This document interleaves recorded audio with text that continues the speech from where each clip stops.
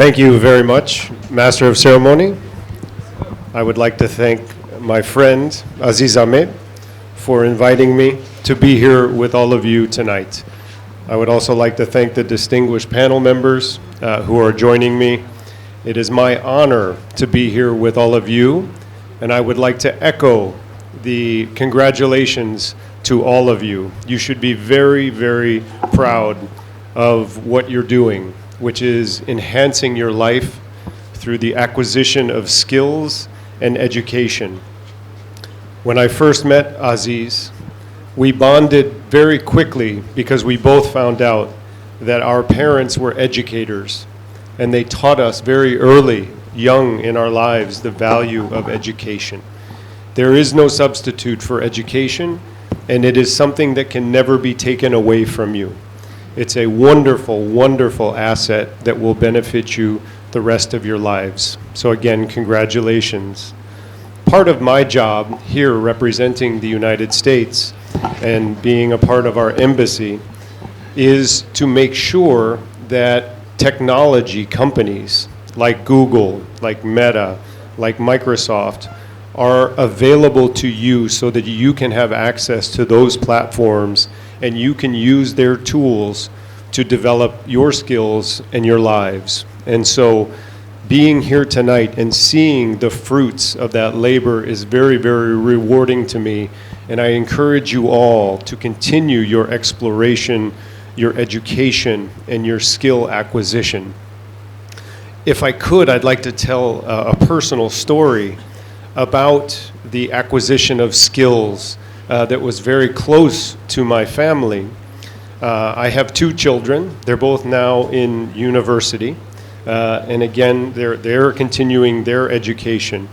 But when my daughter was 14, so very young, I knocked on her door, and we were living in Brazil at the time.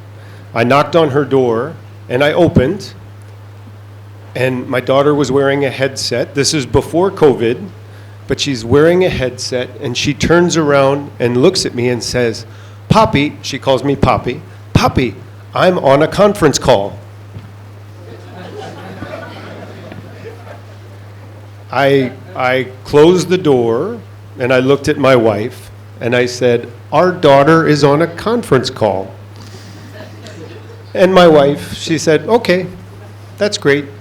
So about an hour later, my daughter comes out, and she's making a sandwich or having a glass of milk. And I looked at her and I said, "Do you want to talk with me about the conference call?" And she said, "Sure." She said, "I was hired to be the creative director for a startup video game." I said, "Say that again?" And she said, "I was hired to be the creative director of a startup video game." I said, "Tell me more." She says, "I have teams in 3 continents that are all working to draw the images, to do all of the animation, to work with sound technology, the integration, how the game, the scoring works." And I said, "How do you do this?" And she said, "It's easy. We have apps. We have access to all the APIs and our ability to do this." But I said, "No, you're 14. And she said, "Poppy, this is easy. This is easy for me." And I said, "Do they know you're 14? And she said, "They never asked."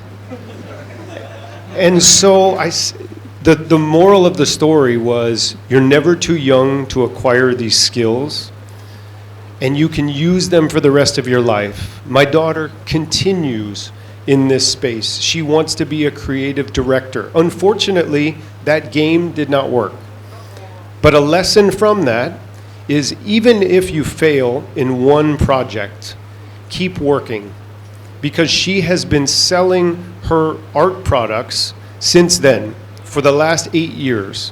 And so very similar to these wonderful examples, she is using the internet and the skills and the technology that she has to better her life, just as you are all doing on your journey.